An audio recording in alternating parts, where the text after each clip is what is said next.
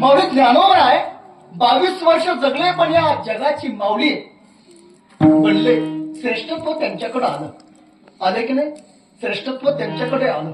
छत्रपती संभाजी महाराज मरायचं कसं या संपूर्ण जगाला दाखवून दिलं.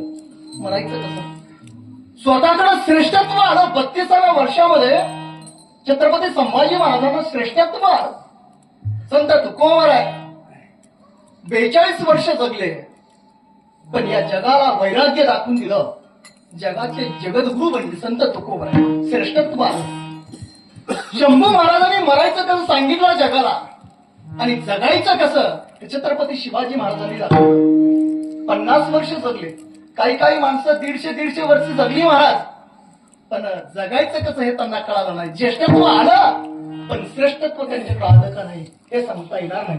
छत्रपती हे 4 उदाहरणं जर आपल्यासमोर आपल्याला कळाली तर खऱ्या अर्थानं श्रेष्ठ